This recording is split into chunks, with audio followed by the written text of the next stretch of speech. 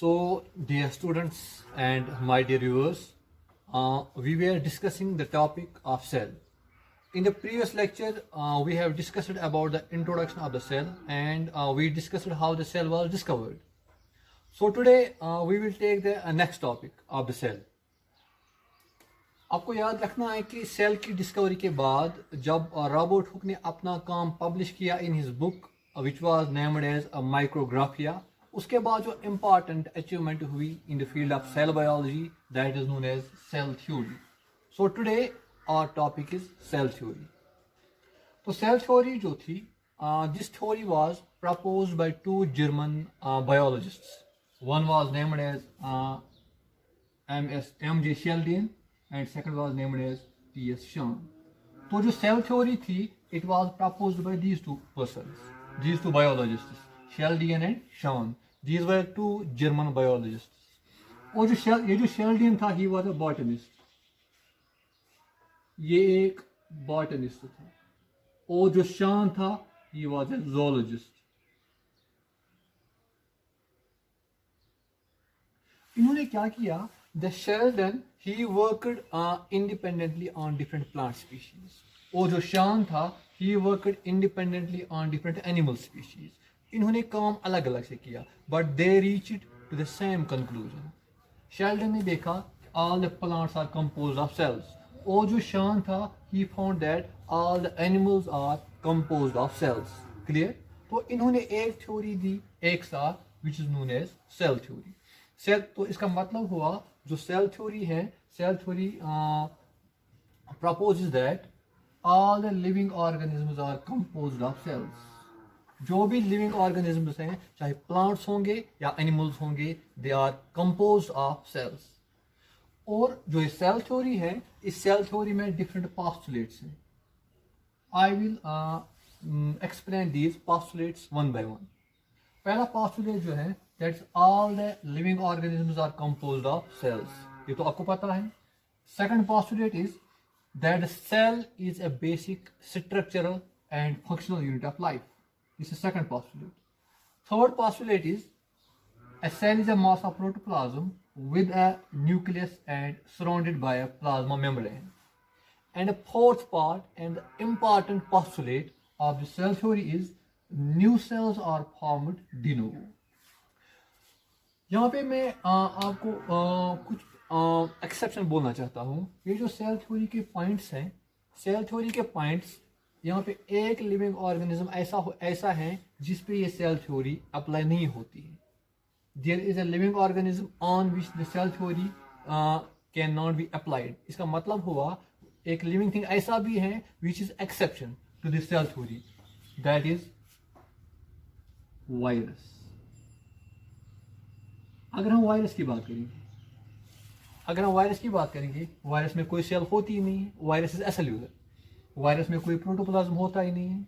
Virus में कोई nucleus होता ही नहीं है. क्लियर? तो इसका मतलब हुआ the only organism which is exception to the cell theory, that is virus. इसके अलावा भी आप देखो एक तीसरा पॉस्टुलेट ये बोल रहा है, सेल थ्योरी बोल रही है कि a cell is composed of mass of protoplasm. Cell के अंदर प्रोटोप्लाज्म होता है with a nucleus and surrounded by a plasma membrane. तो यहाँ पे जो मैं हाईलाइट कर रहा हूँ, दैट इज न्यूक्लियस.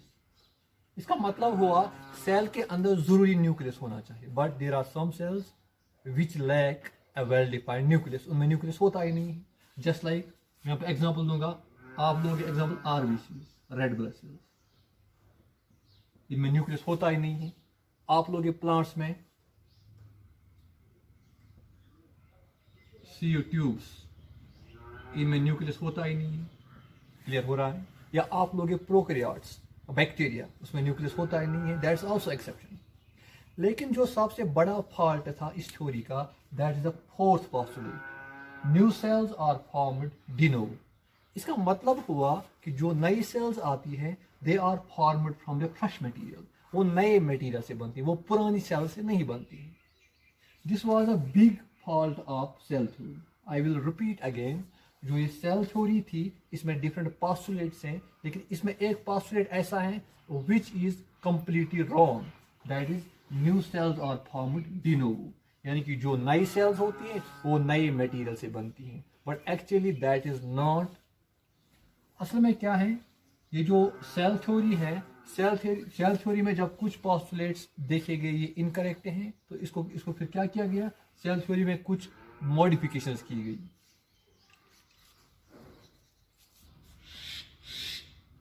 तो मैं बोल रहा था कि जो सेल थ्योरी है, सेल थ्योरी में कुछ पोस्टुलेट्स इनकरेक्ट हैं। जैसे हमने बोला न्यू सेल्स और फॉर्मड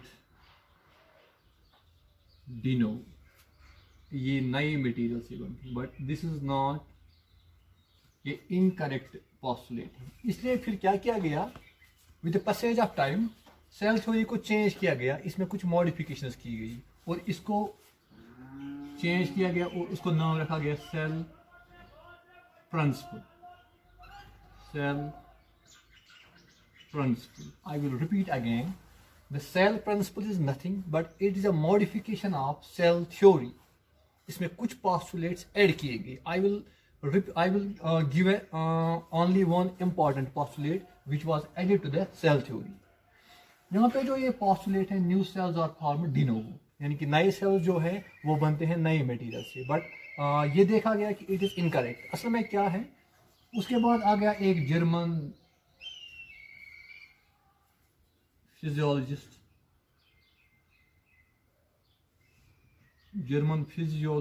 उसका नाम था रुडोल्फ विर्चो।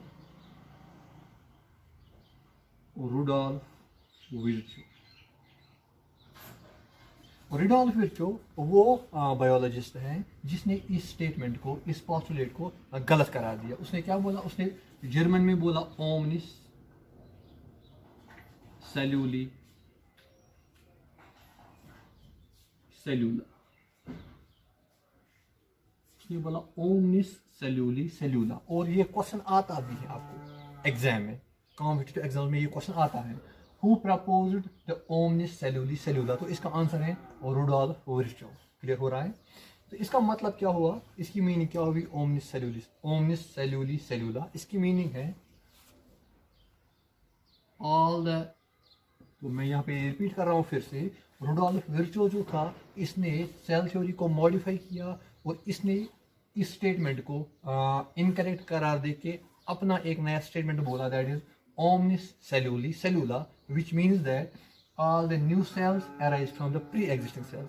इसका मतलब हुआ जो सारी नई सेल्स आती हैं वो कहाँ से आती हैं, वो आती हैं प्री एग्जिस्टिंग सेल्स। एग्जाम्पल आप ये सेल है, ये डिवाइड करती है तो यहाँ पे नई 2 सेल्स बन जाती हैं। तो इसका मतलब हुआ ये जो पुरानी सेल होती है ये डिवाइड करते हैं, सेल डिवीजन हो जाता है तो नई सेल्स आ जाती हैं, उसी को हम बोलते हैं ओमनिस सेल्यूली सेल्यूला।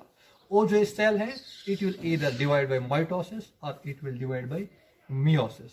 इसको हम दूसरा नाम बोलते हैं, इसने दिया सेल